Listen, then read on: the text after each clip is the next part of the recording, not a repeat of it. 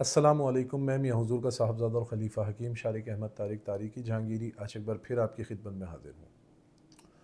आज का जो हमारा टॉपिक है वो सूरह तारिक के हवाले से है कि एक भाई हमारे एक पीर भाई हैं, उन्होंने एक मैसेज किया कि सूरह तारिक के हवाले से रूहानियत में तरक्की या रूहानी तरक्की हासिल करने का कोई तरीक़ेकार बताएँ। तो आज का जो टॉपिक है वो कोई भी शख्स अगर रूहानी तरक्की चाहता है और चाहता है कि रूहानियत में तरक्की हासिल हो, तो सूरह तारिक किस तरीके से पढ़ी जाए।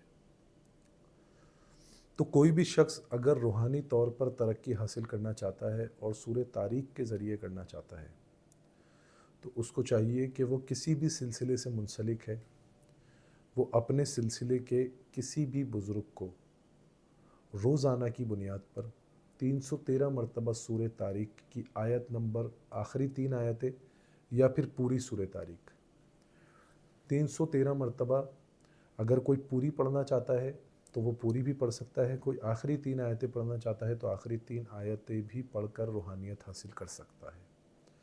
लेकिन बेहतर यही है कि पूरी सूरह तारिक पढ़ी जाए।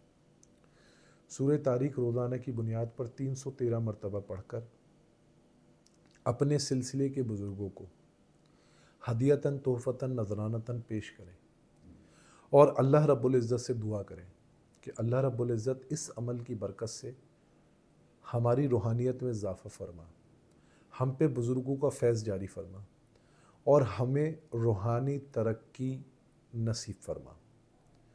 तो इंशाअल्लाह ताला जो शख्स भी इस अमल को करेगा वो रूहानियत में तरक्की भी पाएगा और रूहानियत में उसको रूहानियत भी मुनकशिफ़ होगी, उस पे रूहानियत की तस्ख़ीर भी होगी, रूहानियत मुनकशिफ़ भी होगी और रूहानियत में तरक्की भी हासिल होगी। और अगर कोई शख्स इसी अमल को किसी भी अपने सिलसिले के बुज़ुर्ग के मज़ार पर बैठकर करे तो ये अमल लाजवाब हो जाता है। तो जो अहबाब भी इस अमल को करना चाहते हैं वो हमारे नंबर्स पे रब्ता करके इस अमल की बाकायदा तौर पे इजाज़त लेकर फिर इस अमल को शुरू करें। अपनी दुआओं में मुझे याद रखें। और एक बात और कि जो अहबाब भी इस अमल को करना चाहते हैं वो सबसे पहले तसव्वुर शेख लाज़मी करें। इस अमल को रोज़ाना अपनी नशिस्त पर जब बैठें, नशिस्त पर बैठने के बाद सबसे पहला काम तसव्वुर शेख करें, उसके बाद जो है वो इस अमल को करें। अपनी दुआओं में मुझे याद रखें। जज़ाकल्लाहु खैरा। अस्सलामु अलैकुम व रहमतुल्लाह।